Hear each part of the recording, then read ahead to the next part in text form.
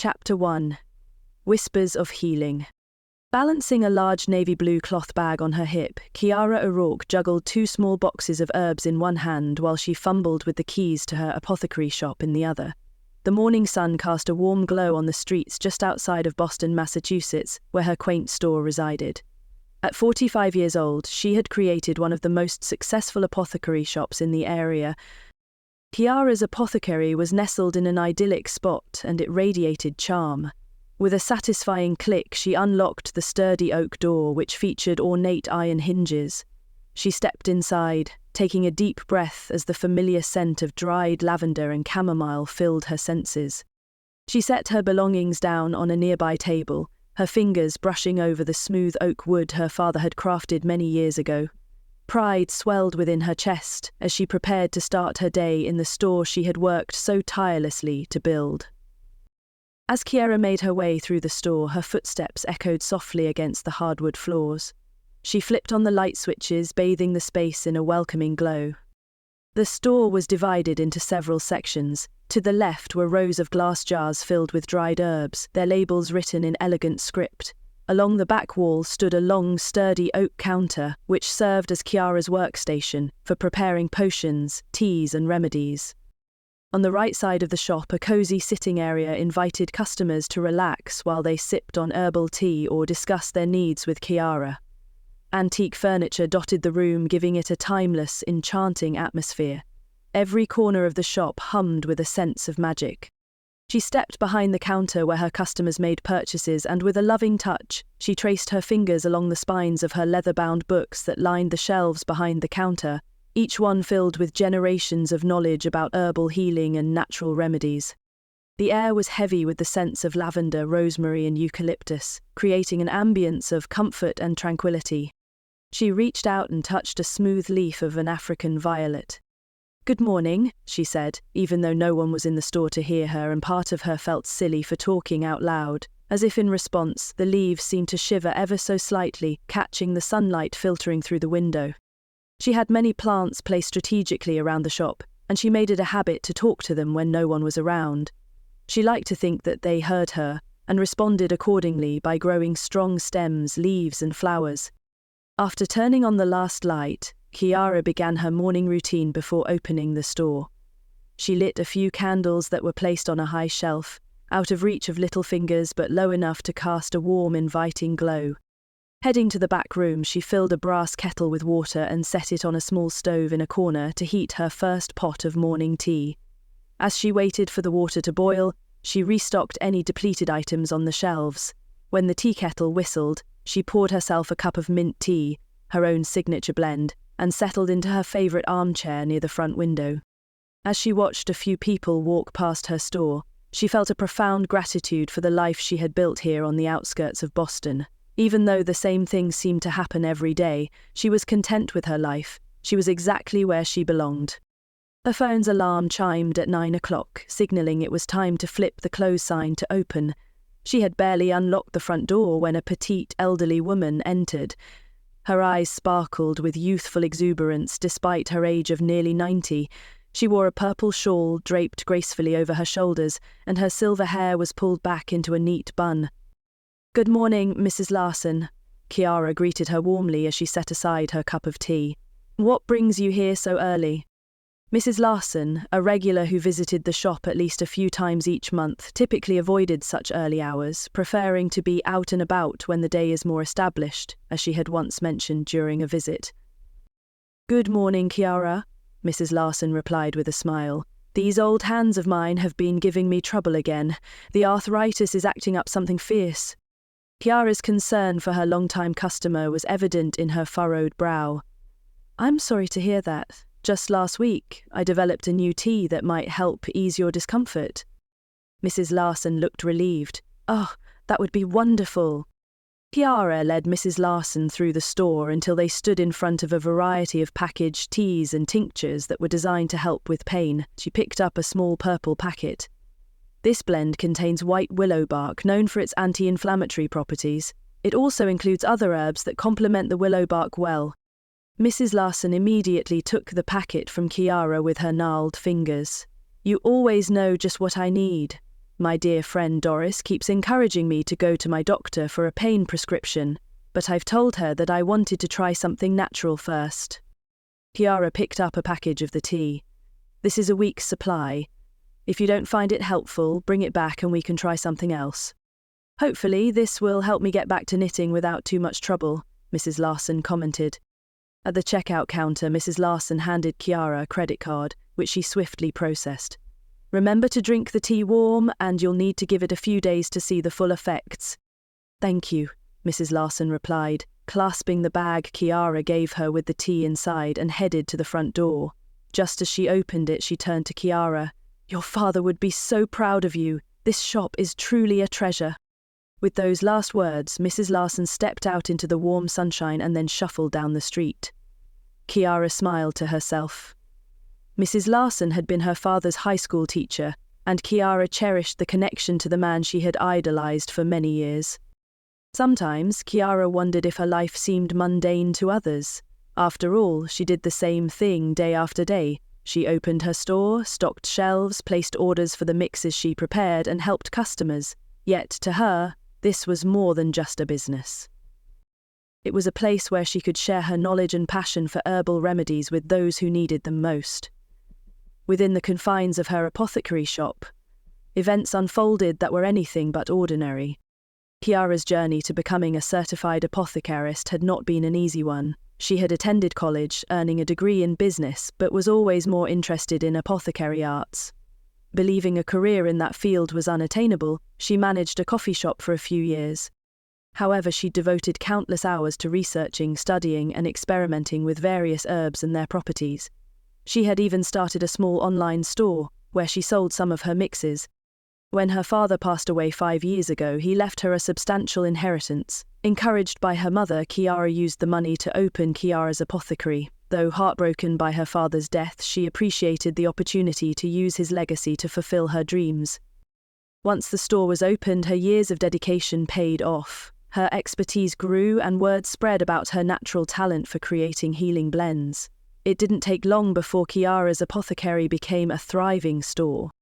Over the next hour, there was a steady stream of customers. A young mother came looking for a blend of herbs that might soothe her toddler's restless nights. An older man wanted samples of various teas that he could enjoy every afternoon with a certain widow who lived down the street. A teenage girl even entered, hoping Kiara possessed some type of love potion to make the boy of her dreams ask her to the next school dance instead of the head cheerleader. Kiara managed to keep a straight face as she explained that she wasn't in the business of making love potions, and then discreetly offered advice on how to naturally attract the boy. Just before noon, Kiara heard the back door open and she knew that her mother had arrived. Rachel spent most of her afternoons at the shop in the back office, managing all the online orders and social media accounts. "Hello, dear." Rachel greeted Kiara with a quick kiss on her cheek. "How has your day been so far?" Kiara smiled at her mother, a woman in her late 60s with short salt and pepper hair and warm brown eyes. She enjoyed the fact that she could pay her mother a salary while taking care of some of the tasks Kiara disliked doing. "Busy," Kiara answered. "Were you able to fill that large order we received last night?" "Yes, I did," Rachel said proudly. "I also caught up on the social media posts and responded to a few inquiries. There are 2 questions on the website that you will need to look at, but I took care of everything else." "I'll look at those this evening," Kiara promised.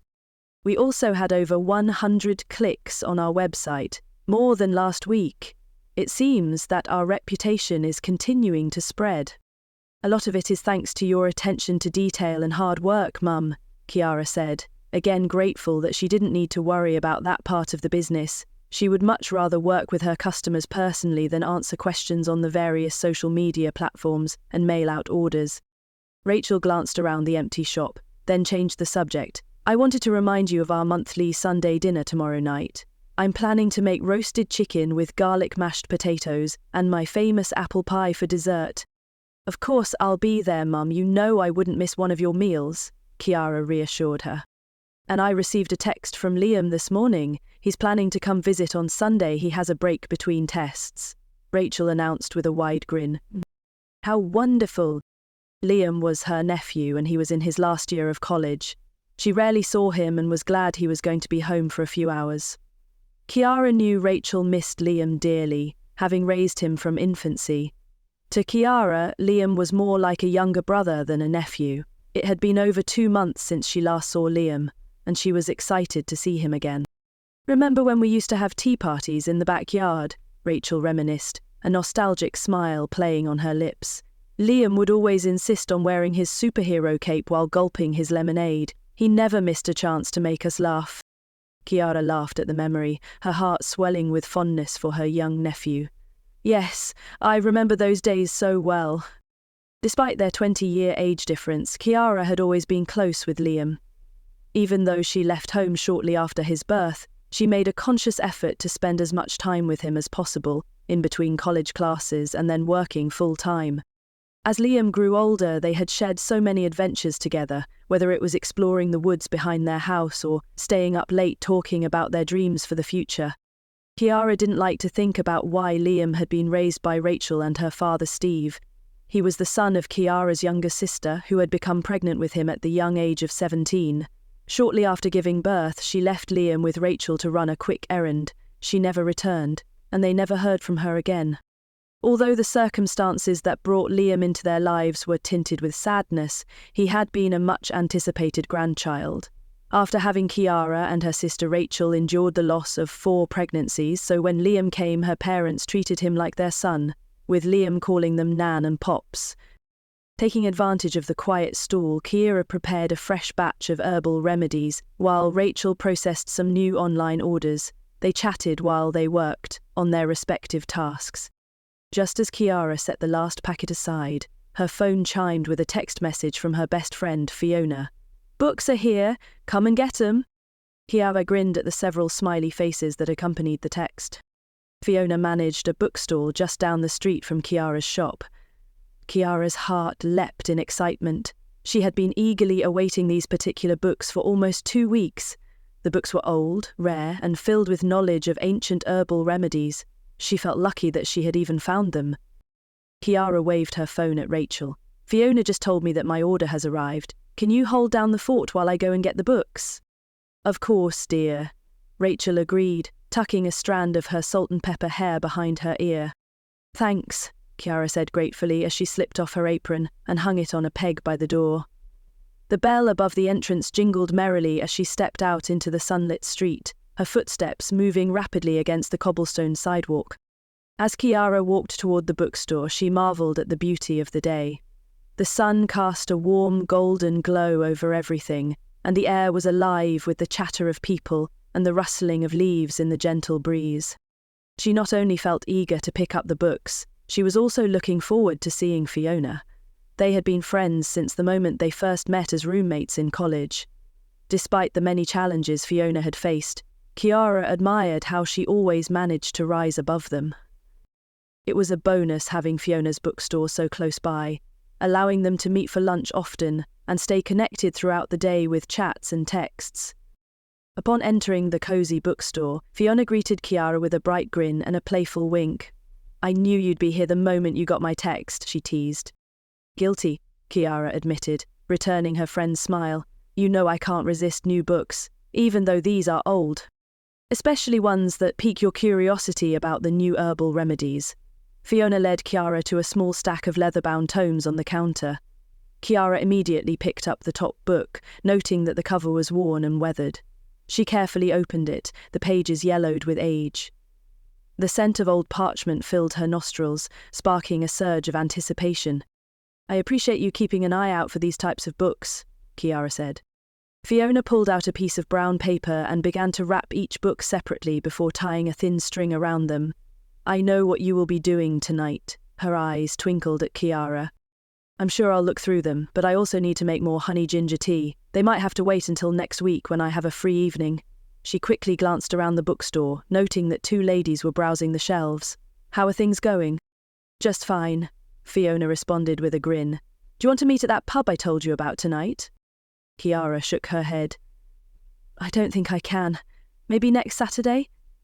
She wasn't thrilled about the idea of spending her free time at a pub, but she would do so in order to spend time with her best friend. After Fiona nodded, she asked, How's my favorite 10-year-old? Fiona's face softened at the mention of her daughter. Ada is doing great. School gets out in a few weeks and she's looking forward to coming to work with me. Kiara laughed, thinking of the spunky girl. The novelty of going to the bookstore every day will soon wear off. You can send her to my shop when she gets bored. That's a great idea, and I know Ada would love to spend time with you. I might take you up on that, at least until summer camp starts. Kiara held up the wrapped books. I better get back, thanks again. Chapter 2. Mystery Delivery.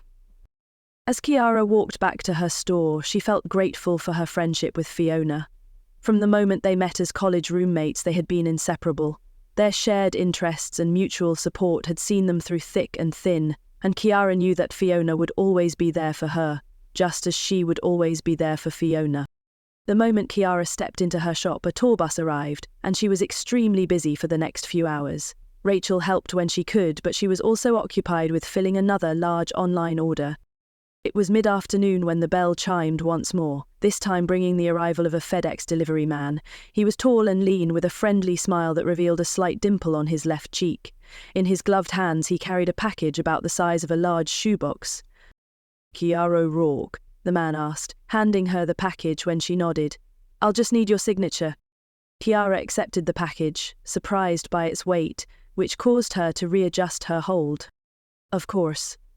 Kiara set the package aside and signed the electronic device he provided.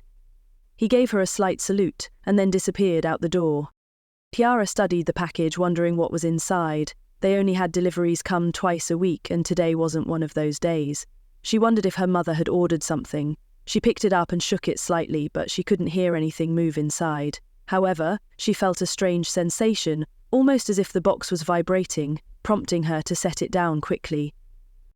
She studied the box for a moment before setting it aside. There were a lot of things to do before closing, as well as continuing to assist any customers that came in. The box would need to be investigated later. The last few hours of the day sped by as she assisted a young couple seeking a natural remedy for their baby's colic, and a middle-aged woman in search of an essential oil blend for relaxation. As the clock chimed 5 o'clock, Kiara turned the sign on the door to closed and locked it. She let out a sigh of relief as she leaned against the door for a moment, feeling the exhaustion of the day finally catching up to her. "Busy day, wasn't it?" Rachel commented, wiping down the counter with a damp cloth. "Definitely," Kiara agreed, rubbing her temples. "But a good one." She glanced at the box. "Did you order something?" FedEx arrived with a delivery. Rachel looked puzzled but shook her head. "Have you opened it?" "Not yet," Kiara admitted. Her curiosity piqued despite her initial apprehension. Retrieving the mysterious package, she placed it on the counter. She examined it more closely, still unable to shake the odd sensation she felt earlier. Rachel studied the package and then pointed at the return address. It was sent by a lawyer in Rivercrest Island. "What?" Kiara asked, puzzled. "I don't know of anyone in Ireland." Rachel thought for a moment. "Your father's family is from Ireland, although he never had any contact with any of them." "This is really strange," Kiara commented. She tentatively touched the package and again felt that odd vibration. She quickly pulled her hand away, relieved that her mother hadn't noticed her reaction. "Open it," Rachel said, curiosity in her eyes. "I need to finish cleaning up before I go home. I'll open it later," Kiara decided. She suddenly felt that she didn't want to open the package, especially in front of her mother. She instinctively knew she needed to do it alone. Rachel looked like she wanted to argue, but then shrugged. "I need to get home. Let me know what's inside." Kiara agreed, and Rachel left for her home a few minutes later. Kiara then swept the wood floor with practiced movements. When that job was done, she straightened the shelves, making sure all the tea packets, oils, and tinctures were in their rightful places. While she worked, she did her best not to let her thoughts stray to the mysterious box resting on the counter. She had to force herself to ignore the strange excitement and unease that stirred within her. An hour later, Kiara entered her apartment and immediately placed the package on her dining table. She prepared a dinner of cod and wild rice along with a fresh salad. Throughout the meal, she found herself glancing repeatedly at the box just a few feet away. Despite her attempts to suppress her curiosity, it persisted, and finally she let out a frustrated breath. "I'm not going to get anything done until I know what's inside the box," she muttered, as she pushed her plate aside. Her hands trembled slightly as she reached for the package and carefully opened the FedEx box. Inside, the contents were wrapped in brown paper, which she gently peeled away. She gasped upon seeing a mid-sized mahogany box adorned with intricate Celtic knot carvings surrounding the exterior and a smooth, lacquered finish that was slightly worn from age and use. The lid featured an engraved insignia of a claddagh, a traditional Irish symbol of love and friendship, which Kiara recognized immediately. It was absolutely beautiful. Kiara carefully lifted a brass latch on top of the box. As the lid creaked open, a soft glow emanated from within, casting flickering shadows on the walls and ceiling. Her eyes widened in wonder, and her pulse quickened as she peered inside. There were 2 carved compartments. On one side, a worn leather book sat snugly, bringing a smile of delight to her face. She carefully picked up the book, noting its creased spine from age and use. The edges of the pages were tinged with gold, and an intricate wax seal held the cover tightly shut with a brass clasp. A complex pattern adorned the seal, featuring what appeared to be an elaborate Celtic symbol. Intrigued, she set the book aside and picked up the next item, a strange but beautiful necklace. Examining it, she realized it was an amulet about 2 inches in diameter, hanging on a thick gold chain. The symbols on the necklace were intertwined and seemed to vibrate with energy, giving it an ancient and powerful feel, as if it had been forged in another time and place. Laughing at her fanciful thoughts, she set the amulet aside on top of the leather book. The last items in the box were 2 sepia-ton envelopes nestled together, one large and thick, the other smaller and thin. The smaller envelope bore her full name, elegantly written in flowing script, with a red wax seal, which she carefully opened. 1 sheet of parchment paper was inside and was exquisite and smooth. It looked to be a letter, and she spread it open on the table. The handwriting style matched with her name on the envelope. "Dearest Kiara, I hope this letter finds you well. My name is Matilda O'Shea. Your father's mother was my sister. You would know me as Great Aunt Tilly if you had met me before now. By the time you get this letter, I will have passed on to the next life. As my closest living relative, I have named you as my heir and bequeathed to you all that I possess. The contents of this box are but a small part of your inheritance." Kiara's eyes focused as she read, her surprise deepening with every sentence. She had never heard of this great-aunt before, and now she was suddenly her heir? "Forgive me for not reaching out to you sooner, but circumstances were such that it was not possible. However, I believe that fate has chosen this moment for us to become acquainted.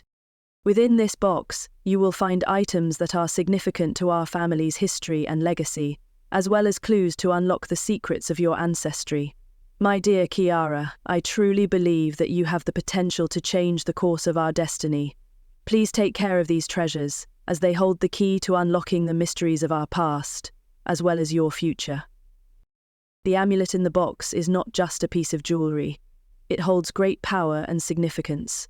It has protected me throughout my life, and now it will protect you. Trust in it, and trust in yourself.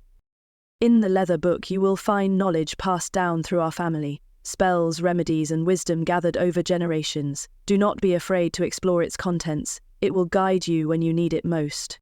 Life is a journey filled with challenges and unexpected turns. Embrace them with courage and an open heart. Remember that you are never truly alone. Our family's legacy lives on within you. With all my love, Great Aunt Tilly. Kiara read through the letter 3 times, hoping to understand what she had inherited, but her questions remained unanswered. With a sigh, Kiara set the letter aside and again picked up the amulet. This time she carefully studied the symbols.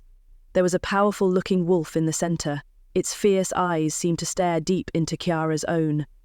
Surrounding the wolf were a delicate rosebud, a 4-leaf clover, and a Celtic eternity knot, each intricately interwoven with the others. She turned the amulet over and saw another symbol of 2 hands holding a heart in the center. "Love and loyalty," she murmured, immediately recognizing the traditional Irish claddagh, which was also engraved on the wooden box. Again, Kiara swore she could feel a subtle energy flowing from the amulet. The sensation was both intriguing and unnerving, making her question whether she was simply imagining things or if there really was something extraordinary about this piece of jewelry. Frowning, she again set the amulet on the leather book and picked up the larger envelope. She might as well open it might hold some answers to her questions. Peeling it open, Kiara found a typed letter from a lawyer in Dublin, Ireland, several legal documents and a copy of her great-aunt Tilly's will. Over the next hour she read through the papers, one by one, trying to piece together the connection between the contents of the box and her late relative. The will was hard for her to understand and full of legal jargon, but then something caught her eye. An inheritance, she gasped, suddenly realizing that she was now the owner of a cottage located in Everfalls on the island of Zoralia. She quickly found the typed letter from the lawyer that she had set aside and began to read. Dear Miss Kiara O'Rourke, we hope this letter finds you well. As the acting attorney for your late great-aunt Tilly O'Shea, we are writing to inform you of her recent passing. I am also sending you the contents of her last will and testament. Please feel free to read through the official copy of the will, but I will summarize it for you. According to the will, you have been named the sole beneficiary of her estate, including a cottage which is located in Everfalls, on the island of Zoralia. Please contact me at your earliest convenience so we can arrange for the transfer of the cottage, as well as her estate. Mr. Anthony Murray. Kiara attempted to read through all the papers Mr. Murray sent, but eventually set them aside. She would show them to her mother when she saw her next. Rachel, having worked as a paralegal for nearly 10 years before joining Kiara at the shop, would be able to decipher the legal terms that Kiara found confusing. Opening her laptop, she waited impatiently for it to boot up. She had never heard of the island of Zoralia before, but she also knew her unfamiliarity didn't mean much, given her limited knowledge about the world's myriad small islands. When her browser finally opened, she typed in Zoralia. The search engine offered other reading options, but no information or images of the island. She typed the name in multiple formats, but still came up with nothing. There was no information about the island of Zoralia. This is probably a hoax, she muttered with frustration. Getting up from the table, Kiara spent the next hour on her nightly chores, washing the dishes, running a load of laundry, and folding a stack of clean towels. Later, she attempted to immerse herself in one of the books Fiona had found for her, but she couldn't focus. She couldn't shake the contents of the box from her mind. When she finally prepared for bed, dressed in grey, baggy shorts and an oversized red t-shirt, she brought the leather book and the amulet into her room with her. Settling in her queen-sized bed, she stared at the amulet and realized that it was almost calling to her. Again, she felt a strange power that pulsed beneath her touch, and she slowly put it around her neck. It settled against her chest, soothing the odd vibration. She put the leather book in her lap and tried to open the lock that kept the book closed, but it wouldn't budge. After several seconds of trying to open the lock, she looked at it closer and realized that the lock had a symbol of a wolf on it, the exact one that was on her amulet, but in reverse. Could it be? She whispered, as a wild idea took root in her mind. She picked up the amulet and placed the wolf on the lock before pressing lightly. There was a faint click and the lock opened, sending a chill through her. She carefully opened the book, somehow instinctively knowing that what was written on its pages was hundreds of years old. She frowned at the strange script on the first page. This book wasn't in English, or any language she recognized. Her eyes grew heavy, and she snuggled under her comforter. One hand clutched the amulet while the other lay on the open book. She slept, and she dreamed. Chapter 3. In the midst of mystery. Kiara looked around, in her vision state trying to discern her location. She found herself in the center of a quaint village. Thin trails of smoke curled skyward from thatched roof cottages. Nearby stood a modest timber-frame church with a tall stone spire. Villagers bustled along dirt paths, ignoring her presence. She attempted a smile at a woman who hurried past with a tight expression, receiving no acknowledgement in return. Observing the villagers, Kiara noted their simple homespun clothing in shades of brown, green, and ochre. White aprons adorned the women's skirts, while men sported wool breeches and loose linen shirts under worn leather vests. Where am I? Kiara wondered, spinning slowly. It felt as if she had stepped onto a medieval movie set, judging by the attire of the people. A small boy sprinted toward her. She extended a hand to stop him, asking, "What is this place?" The boy darted past, seemingly looking right through her. It dawned on Kiara that she was invisible to them. Resolved to understand more, she trailed a group heading towards the market. She passed carts full of firewood, vegetables, eggs, and plucked chickens. A woman balanced several loaves of bread, offering them to those who passed by. The air, thick with the scent of wood smoke and damp earth, hinted at recent rain. Kiara noticed many villagers gathering around a large oak tree at the village centre, their expressions sombre and anxious. She followed 3 women who were about her age, drawn by curiosity, until she reached the edge of the crowd. Hushed whispers filled the air, and among the murmured words one stood out distinctly: invasion. Curious, she scanned the faces around her. 2 young boys ran about, their game of tag halting abruptly as their mother intervened. Nearby, a baby's cries were soothed as his mother nursed him. A tall, thin man stood beneath the tree, raising a hand for silence. The crowd instantly hushed, their attention fixed on him. "Thank you for agreeing to meet on such short notice," the man shouted. "We need to make some decisions. What is happening is going to affect all of us." "The English soldiers are coming this way," an elderly woman called out, her wrinkled hands trembling as she clutched a worn grey shawl around her shoulders. "They've naught but death and destruction in their wake." "Indeed, we cannot let them reach our island," replied a burly man, his soot-stained face creased with worry. "We must protect our families, our homes, and our secrets." It didn't take long for Kiara to piece together the underlying conflict. It seemed as if a nearby country was sending soldiers to take over Ireland. They lived on a small island off its shore, and their village was in the soldiers' path. The villagers were not only worried about losing their lives and property, but they were also worried about losing something else, although Kiara couldn't figure out what that was. A young mother holding a babe in her arms spoke up, her voice cracking with emotion. "But what can we do against trained soldiers? We are simple folk, not warriors."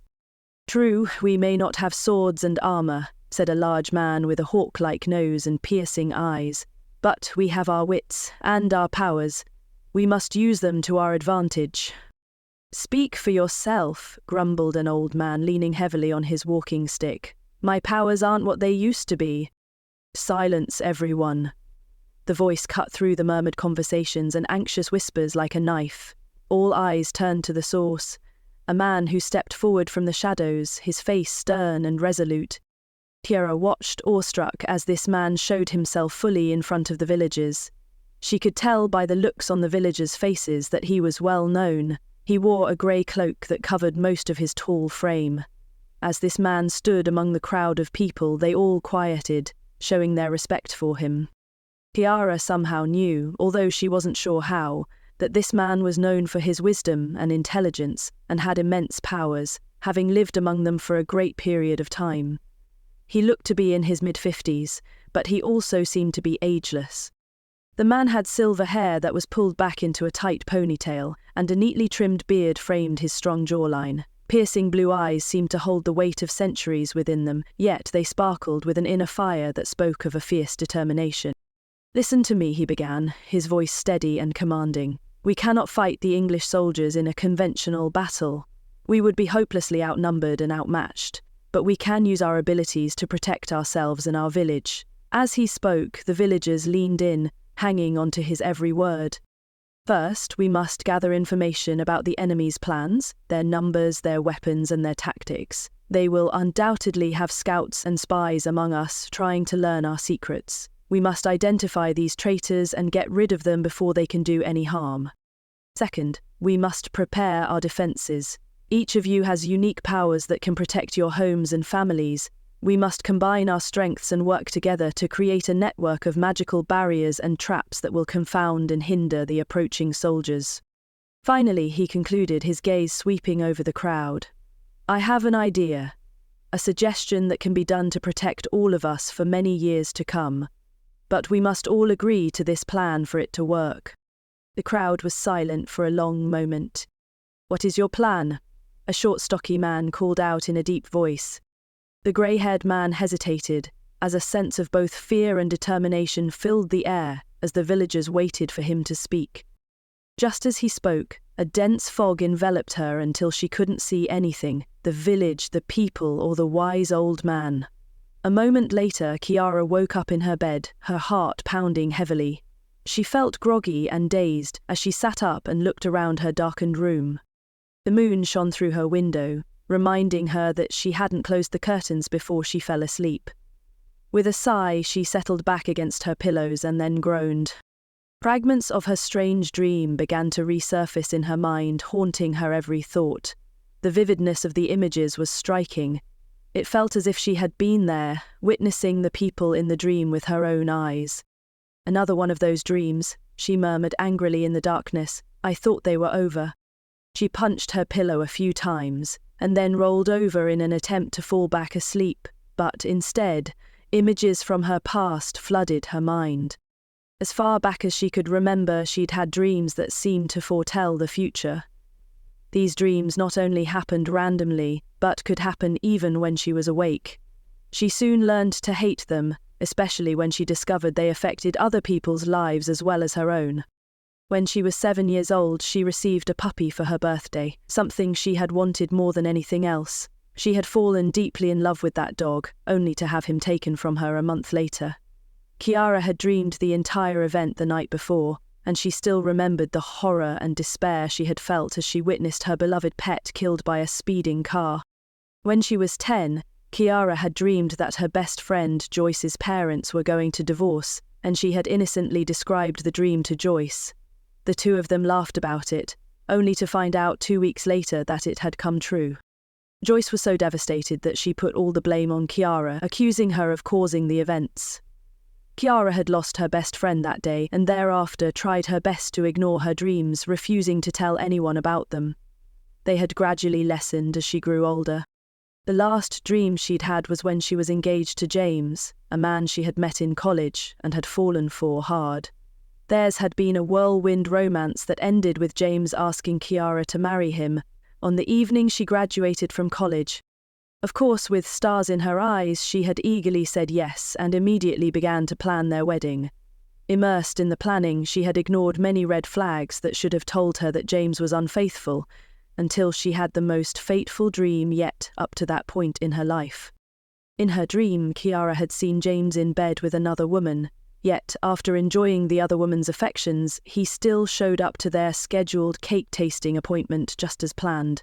Kiara, completely unaware of the betrayal, met him there with a smile. But the next day, as she sat beside James in the very room she had seen in her dream, and the first bite of wedding cake touched her lips, she froze. Laughing it off, she recounted the nightmare, expecting him to deny it all, but James's expression shifted from disbelief to anger, and he accused her of spying on him, before storming out in a cloud of rage. Needless to say, she returned the ring. She had also made a vow to herself to never trust another man. Even though that dream had likely saved Kiara from entering into a marriage that would have ended because of James' infidelity, it had devastated her. From then on, she taught herself to block any type of dreams or visions she might have. She didn't like knowing what was to come, for her or anyone else. It had been years since she'd had one, and she had almost forgotten all about them. Until now, when she just had a dream that made little sense to her at all, it took her a long time to fall back asleep, and even when she did, she was restless. Chapter 4. Simple Pleasures. Kiara woke up only a few hours later, feeling like she hadn't slept at all.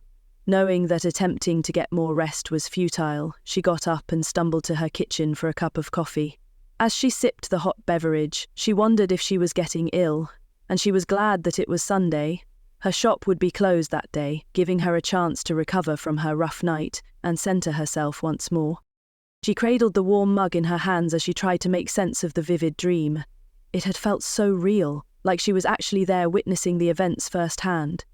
She could still picture the panicked villagers in their historical garb, could hear their urgent whispers about the impending threat. Shaking her head, she sighed and took another sip of coffee. It was just a dream, she told herself. It didn't mean anything. She had gone years without one of her dreams, and she refused to believe they were starting up again.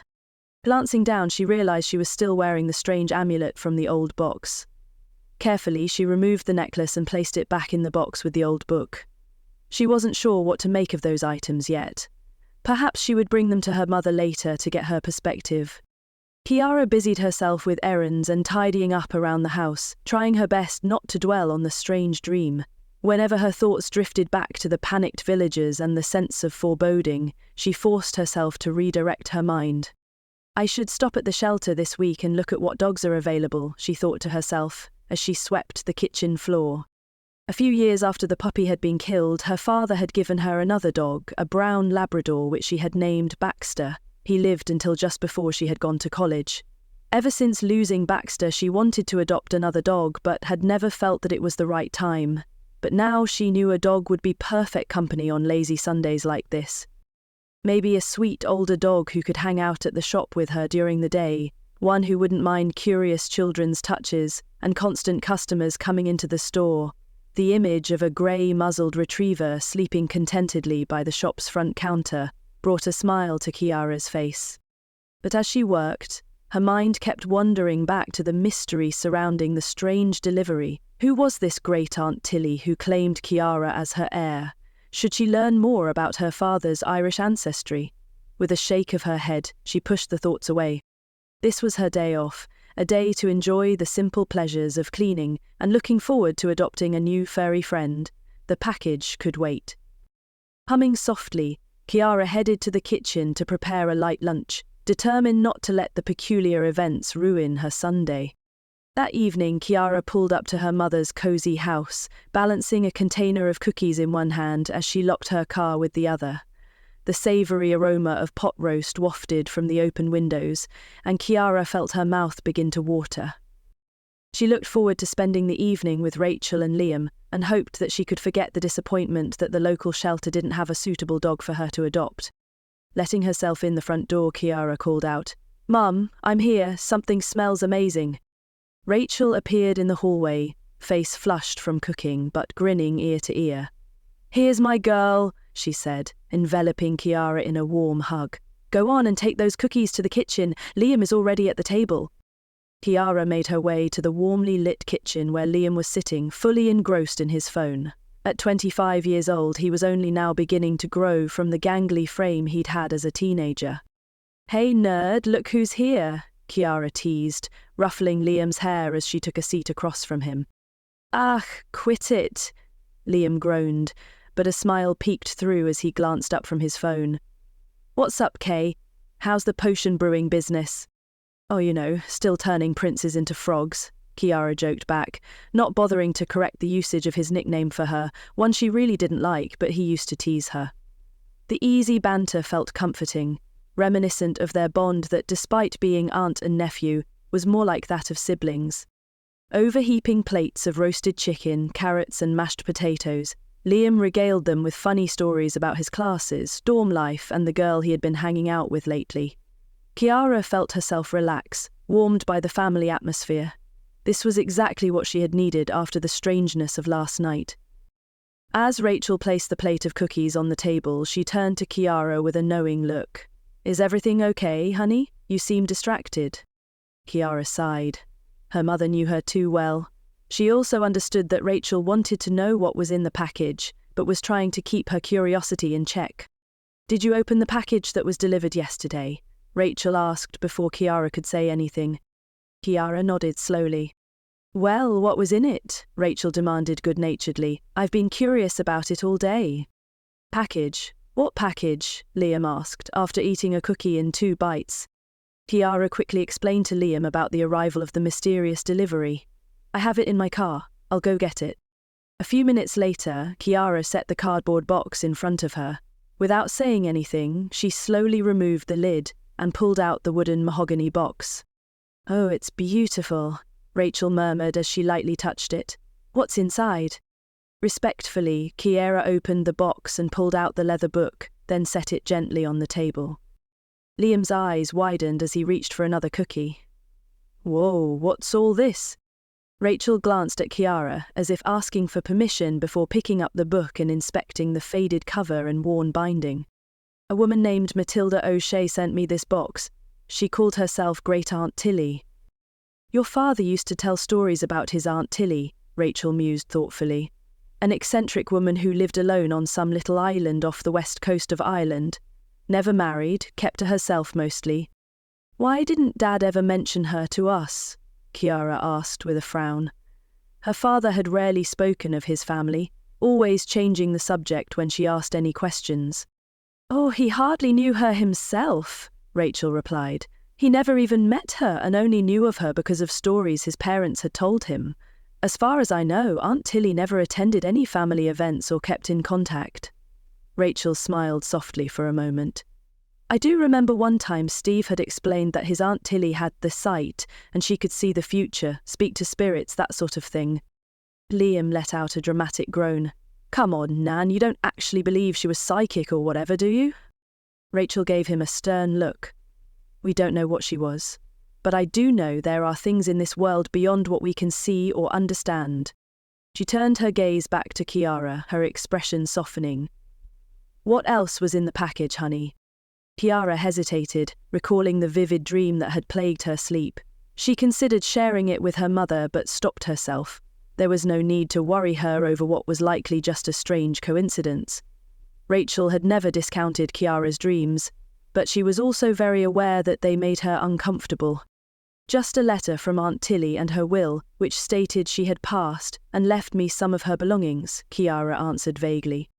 She reached into the box and carefully lifted out the amulet, its chain pooling as if it were liquid in her hand. This was also in the package, she said, holding it up for her mother and brother to see. I'm not sure what the symbols mean, but it matches the one engraved on the cover of the book. Liam leaned forward with interest, peering at the amulet. Can I see it? Kiara passed it to him, and Liam turned the amulet over in his hands. As his fingers touched the engraved symbol, he jerked suddenly, nearly dropping the necklace. Whoa, he muttered. That thing just gave me the weirdest vibes. Kiara's eyebrows shot up in surprise. Really? I thought it was just me being paranoid. I also felt something strange from it, like a subtle buzzing energy. No, there's definitely something funky about this necklace, Liam insisted, placing it back on the table with exaggerated care. It's hard to describe, but it felt like a jolt of electricity went through me. Rachel picked up the amulet, squinting at it critically. Well, I can't say I'm feeling anything odd from it, she mused. Turning to Kiara, she asked gently, Would you mind putting it on, dear? I'd like to see how it looks on you. Kiara nodded and clasped the amulet around her neck, the metal warming quickly against her skin.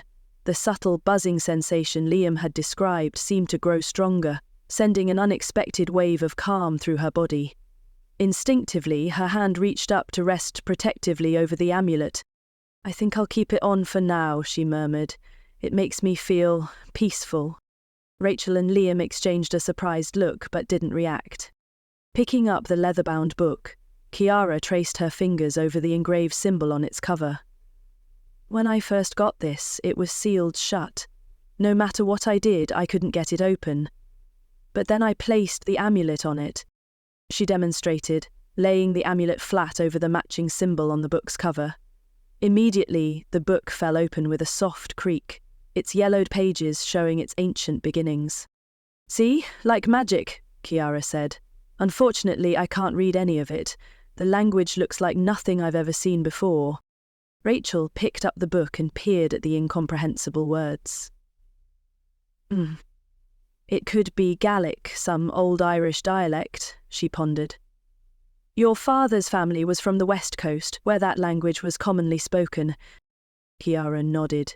That would make sense. I'll have to see if I can find someone to translate it. She took the book back from her mother, browsed the cryptic pages, and wished she could unlock their secrets.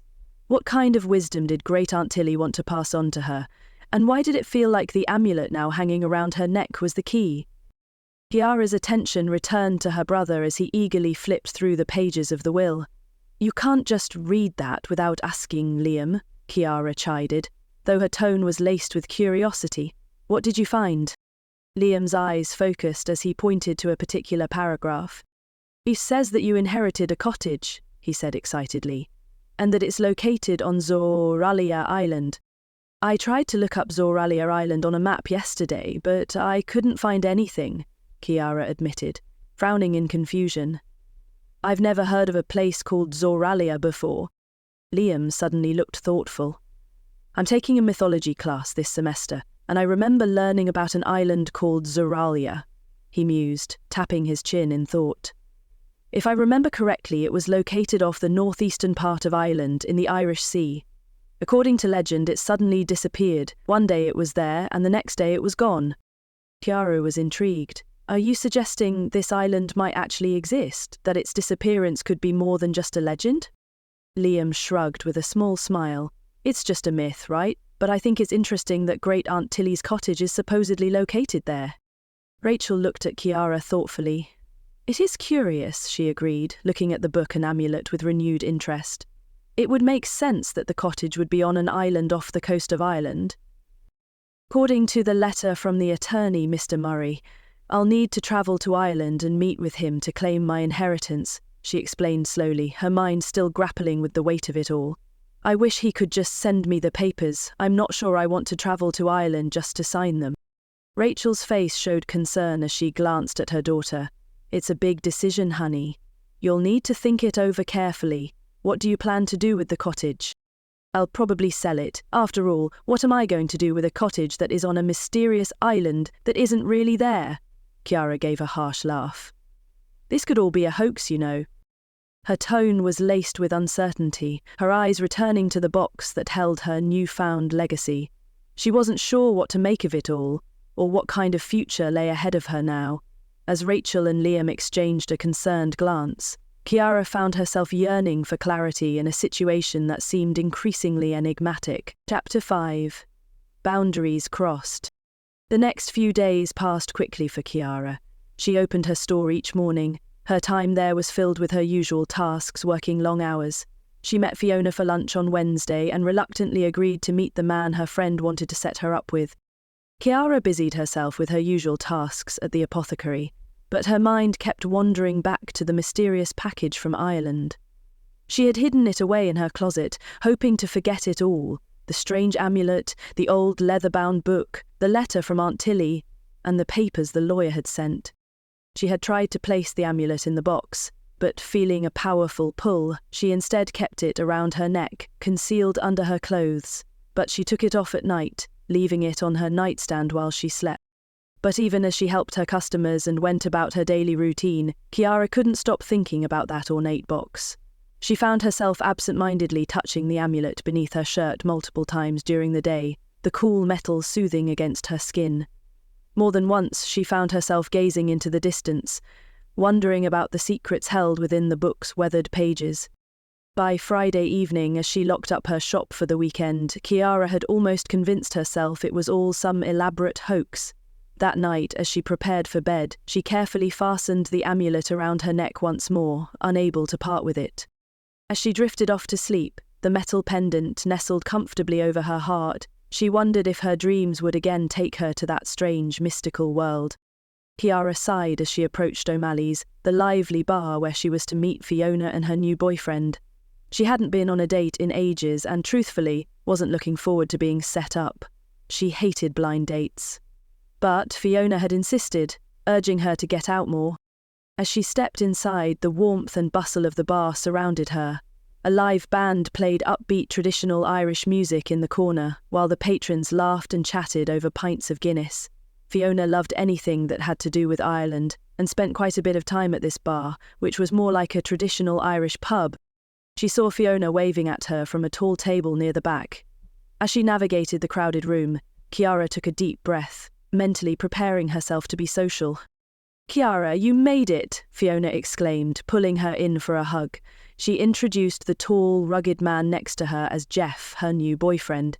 Kiara smiled warmly at him before her eyes had to drift to the man sitting across from them. He was classically handsome, with kind eyes and a bright smile that lit up his face as she approached. "Kiara, this is Jeff's friend Patrick," Fiona introduced. "Lovely to meet you," Patrick said sincerely, shaking Kiara's hand. His voice was rich and soothing, with a hint of an Irish accent. They all sat down, and Fiona waved over a server to bring another round. The pub's lively energy was so infectious that it was hard not to get swept up in it. Kiara felt herself relax as they chatted casually over drinks. She was surprised to find that conversation with Patrick came easily. He was well-travelled and had interesting stories of his adventures abroad. However, she found him somewhat arrogant and patronising, as he seemed eager to keep all the attention on him. Kiara sipped her own drink and listened politely while Patrick launched into a tale of his travels, this time about hiking through the Australian outback. She nodded along, trying her best to seem engaged. As he gestured wildly with one hand, demonstrating how he heroically fought off a snake with only a stick, his other hand brushed against Kiara's knee. She subtly shifted in her seat, moving her leg away. Patrick didn't seem to notice, continuing his story as his hand once again drifted onto her leg. Kiara tensed, annoyance flaring. "Oh, sorry, just making myself comfortable," Patrick said with an easy grin, though his eyes glinted sharply. He draped his arm heavily over Kiara's shoulders, his fingers grazing her collarbone. Kiara stiffened, shrugging out from under his unwanted touch. Across the table, she noticed Fiona was completely enraptured by Jeff, oblivious to her discomfort. Patrick's mouth twisted into a scowl before smoothing back into a polite smile, but his gaze suddenly grew hard and cold, as if he knew she didn't want him to touch her, and took that as a challenge. Kiara met his eyes unflinchingly, her own narrowing. She wouldn't be intimidated by this pompous man. As the night wore on, Patrick grew more emboldened, his hand wandering to Kiara's lower back or arm. Each time, Kiara subtly but firmly removed herself from his grasp. "Hey, they are finally playing some decent music," Patrick said as the band began the first notes to a popular rock song. Kiara blinked in surprise as Patrick stood up and grabbed her wrist in an attempt to pull her towards the dance floor. It only took her a moment to recognize that Patrick had drunk one too many shots of whiskey. "Come on, darling, let's dance," he slurred, his grip tightening. Kiara tried to pry his hand off. "No, thank you, I'm fine just sitting here." But Patrick persisted, yanking on her arm. "Don't be a bore, I want to dance with you." His voice had taken on a nasty edge that set off alarm bells in Kiara's mind. She looked to Fiona for help, but her friend was still busy talking with Jeff. "Patrick, let go of me," Kiara said firmly, anger welling up inside her. She glared at him, and in her mind she pushed him away. Instead of complying, Patrick sneered and roughly pulled on her again. But suddenly, his smug expression morphed into one of shock and pain. He cried out, releasing Kiara's arm as if burned. She stumbled back, confused at his reaction. Patrick was shaking out his hand, glaring accusingly at her. "What the hell did you do to me?" he spat. "What? I didn't do anything," Kiara said defensively. "What's wrong?" Patrick continued, staring daggers at her, cradling his injured hand. After a moment, he turned abruptly and stormed away, heading for the exit without another word. Kiara stood there, stunned, her heart pounding. What had just happened? One minute the evening had been going so nicely, and the next moment Patrick had turned into a drunken jerk and then acted like she had attacked him.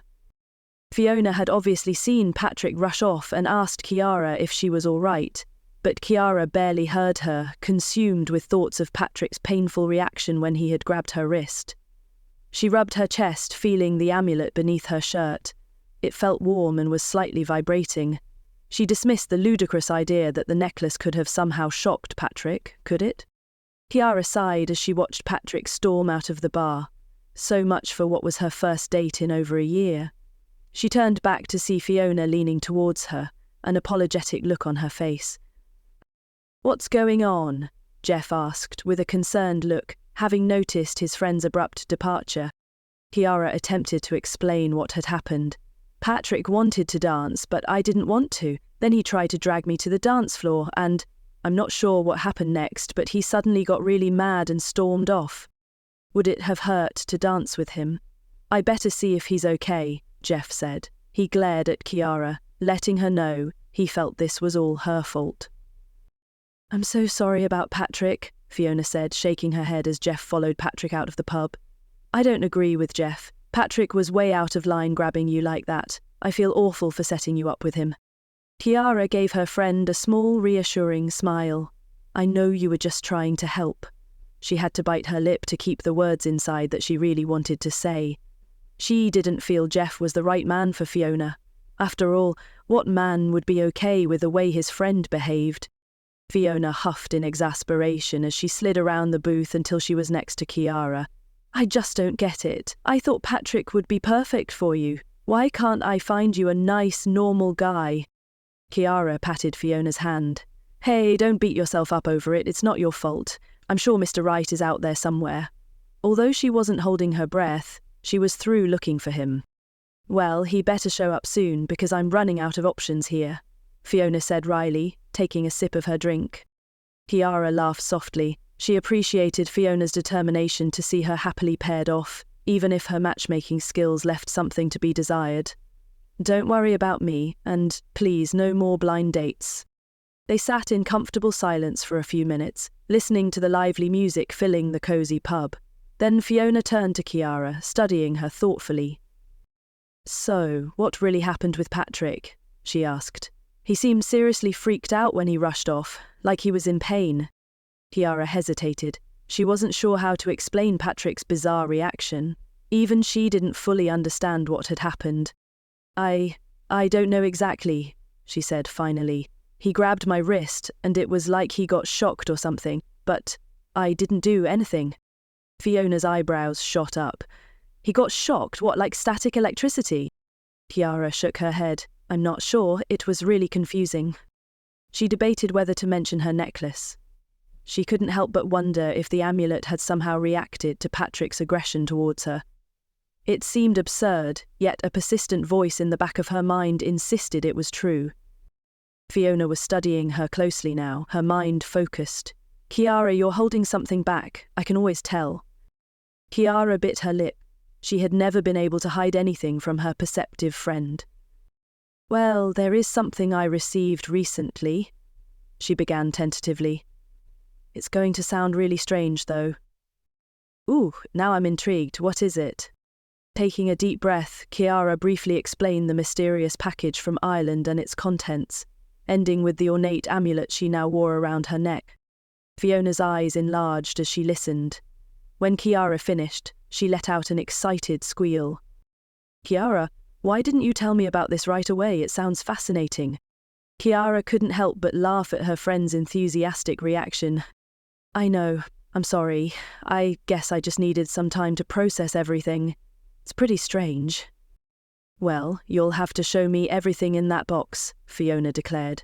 Who knows, maybe the amulet really did give Patrick a shock. That would be incredible. Kiara nodded, feeling a spark of curiosity ignite within her. You're right. There's definitely more to this necklace than I realized. I'd love to get your take on all of it. Fiona looked at her watch. Why don't we move this get-together to your apartment? Kiara glanced at the pub's entrance. What about Jeff? Fiona shrugged, letting Kiara know she was not into Jeff as much as she pretended. I'll text him and let him know that I'm taking you home. He'll understand. Chapter 6. Another mystery. Kiara unlocked the door to her apartment, Fiona following close behind. She flipped on the lights, illuminating the tidy living room, furnished with plush reading chairs and overflowing bookshelves. Make yourself comfortable while I grab the box, Kiara said. Fiona nodded eagerly, settling onto the sofa. Kiara retrieved the carved wooden box from her closet. She hesitated a moment, not quite sure that she wanted to do this, but she carried it into the living room, hoping for the best. Fiona's eyes lit up at the sight of the box. This is so exciting, she exclaimed. I can't believe you've been holding out on me. Kiara laughed as she lifted the lid. I know, I'm sorry, it's been a lot to process. She carefully removed each item, placing them on the coffee table one by one. The aged leather book, its pages filled with indecipherable script. The letter from Aunt Tilly proclaiming Kiara as her heir. The formal notification from the attorney Anthony Murray. And finally, she took off the amulet on its long silver chain from around her neck and placed it on the table. Fiona moved forward, scrutinizing each piece closely and taking particular interest in the amulet. Kiara thought she saw a flicker of recognition in her friend's eyes. Fiona, have you seen something like this before? Fiona paused, seeming to consider her words carefully. I'm not sure. It just seems very familiar for some reason. She shook her head. It's probably nothing.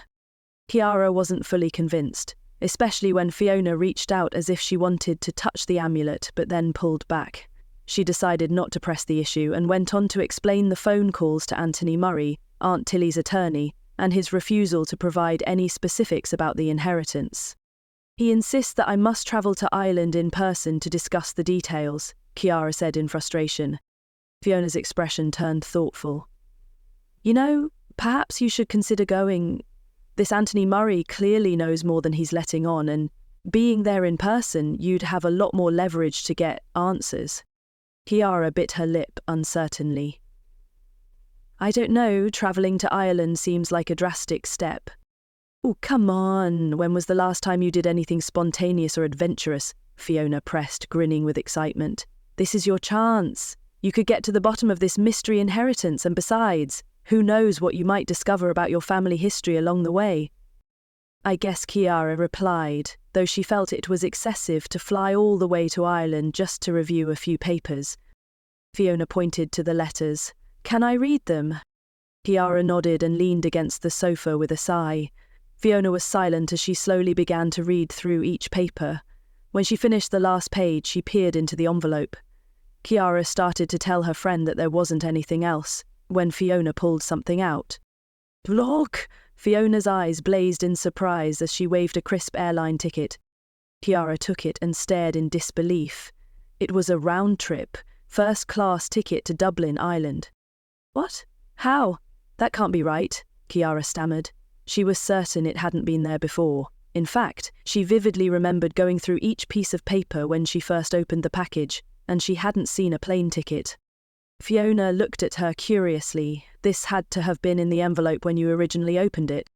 Kiara shook her head, bewildered and confused. "No, definitely not. I know I didn't see this." She examined the ticket again. It bore her full name, Kiara O'Rourke.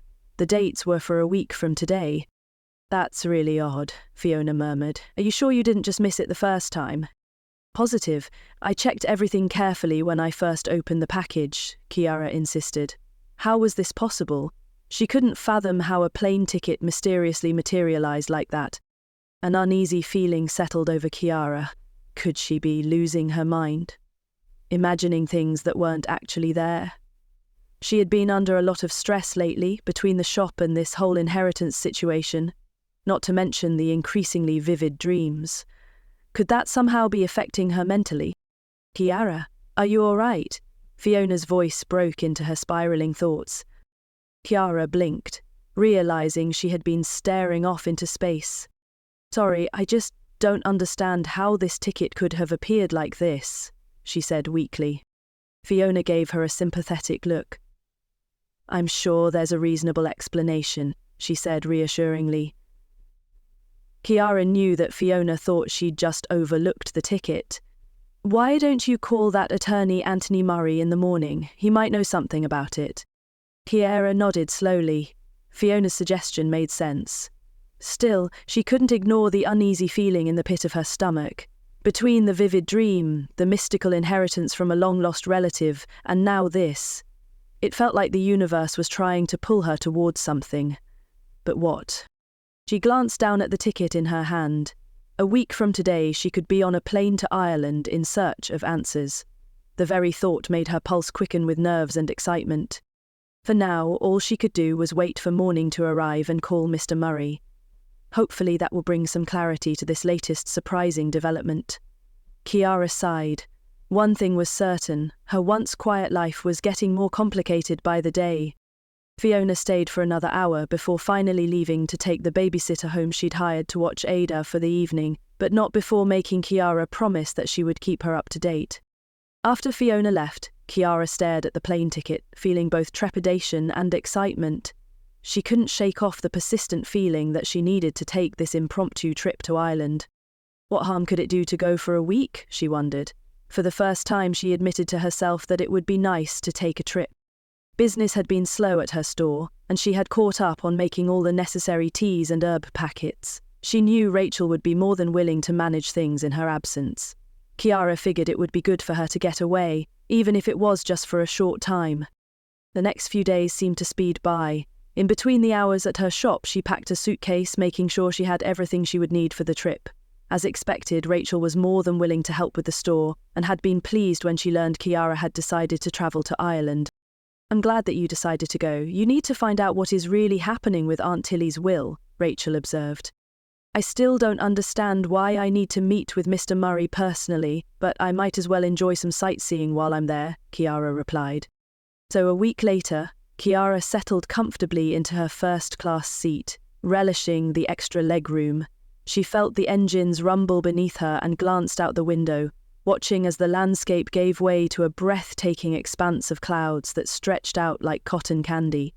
Suddenly her heart raced with excitement, as though she had been yearning for this trip all along.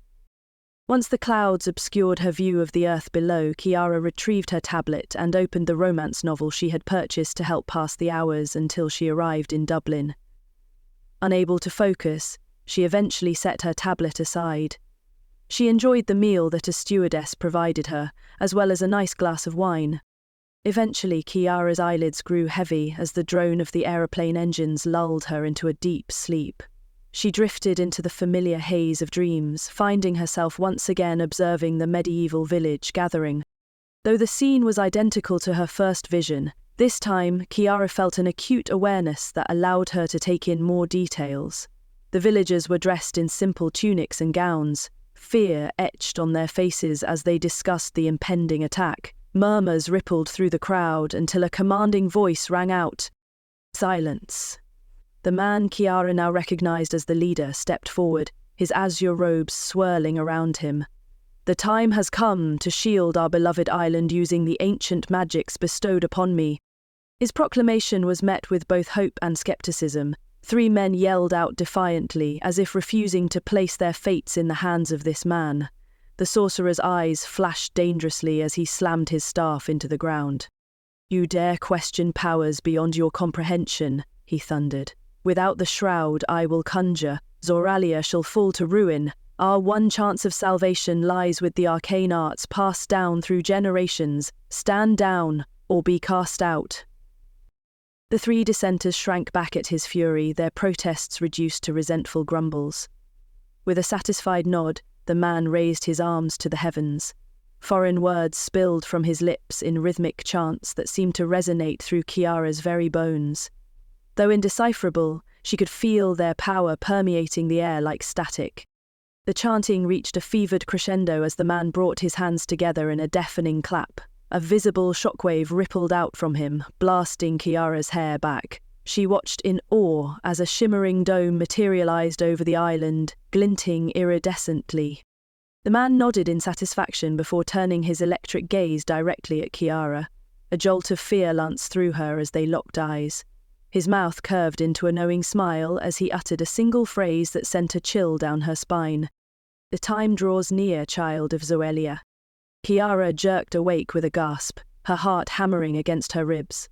The sorcerer's haunting words lingered even as the dream faded. What did they mean? Was she truly connected to that mystical island somehow? Kiara's pulse raced with equal parts excitement and trepidation. She knew now more than ever that this trip to Ireland was no coincidence. Answers awaited her there, she could feel it in her heart.